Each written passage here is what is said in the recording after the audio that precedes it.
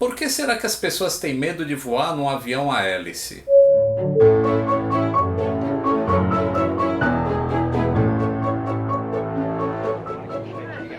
Saudações aeronáuticas de Lucla, tudo bem com vocês?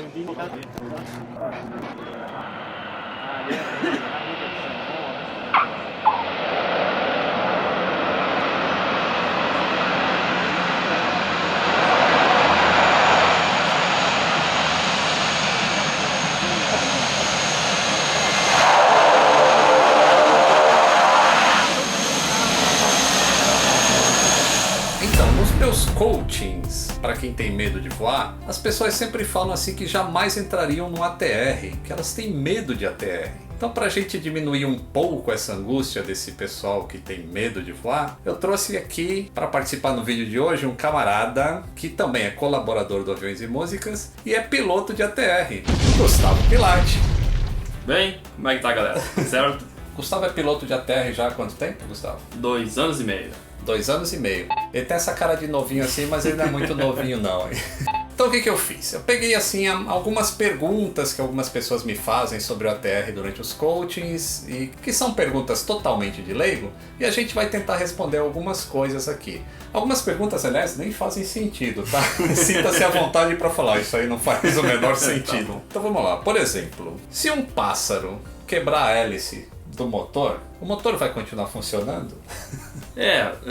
O motor em si, ele continua girando, mas a gente tem alguns procedimentos a serem feitos depois desse impacto. Entre os vários checklists que a gente encontra, tem um que é relativo ao dano severo do motor. Nesse caso, a gente basicamente vai desligar o motor em voo e prossegue para pouso no aeroporto mais próximo, retorna, se for logo depois da decolagem, com total segurança, sem maiores transtornos, além de, claro, de talvez pousar no aeroporto que não seja o aeroporto de destino de todo mundo. Então, acho que o maior transtorno para o passageiro é ele pousar fora do lugar de onde ele queria. Mas do ponto de vista do avião, aí para quem não lembra, dá uma clicada nesse ícone aí, ó, que tem o meu vídeo falando assim se perder os 2 motores. Mais uma perguntinha aqui, ó. Por que o ATR balança mais que os outros aviões?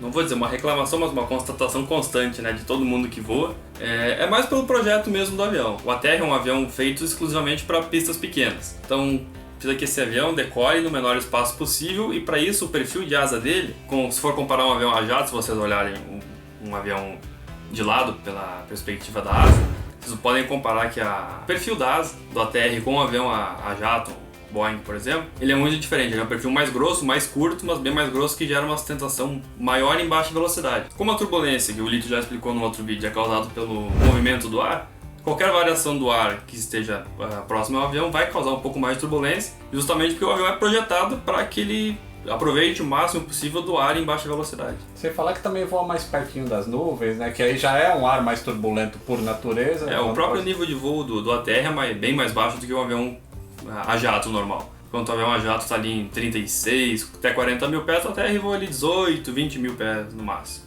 Mais uma perguntinha. Você já passou alguma emergência voando na TR?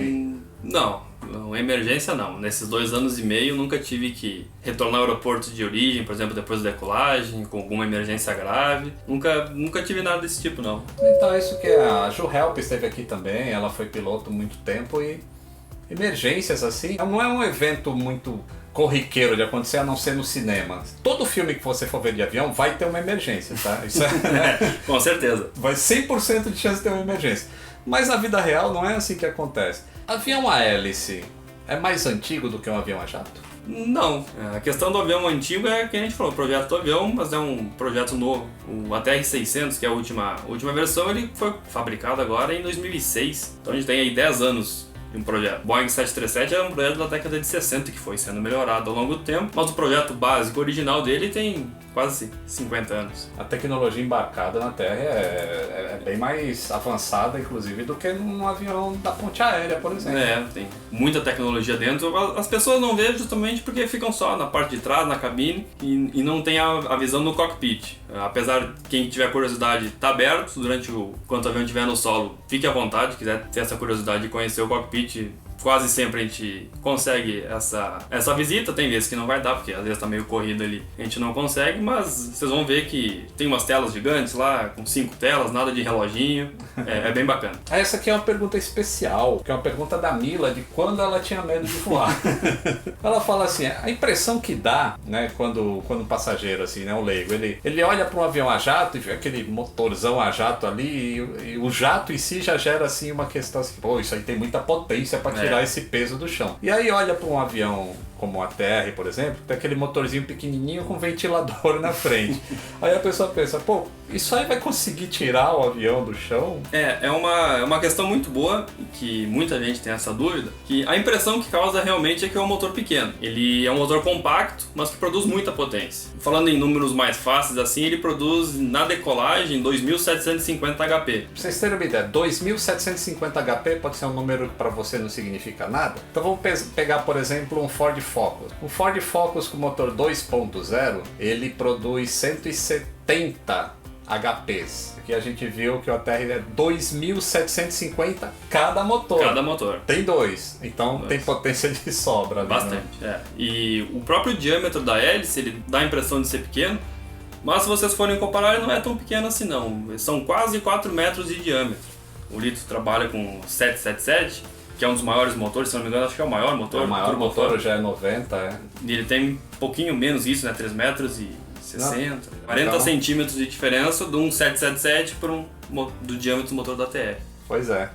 Então é isso aí, acho que a gente matou bastante dúvidas dos leigos sobre aviões a hélice, ATRs e afins.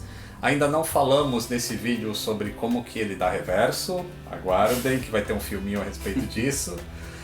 E eu queria agradecer ao Gustavo, valeu mesmo por ter vindo aí, tirar dúvida, um piloto de ATR. Colaborador do Aviões e Músicas, ele escreve há bastante tempo no blog de Aviões e Músicas. Inclusive ele fez aquele artigo sensacional de como é que se calcula a quantidade de combustível necessária para fazer um voo na aviação comercial. Vocês lembram, né, toda a polêmica que deu com esse acidente da Chapecoense e do Lamia? Então dá uma chegada no blog lá e lê o artigo dele, que é muito legal. Vocês vão ter uma ideia de como é feito um cálculo de combustível e como ele é conservador, né? Muito conservador. Você pode ver no blog lá que tem muitas camadas. Alguém tá falando nos comentários que o avião não tem plano B? Tem o B, o C, o D, tem vários. Tem, verdade. Ele tá lá, ele aparece mais no grupo do Telegram do que eu. Eu ando meio... não é relaxado aqui.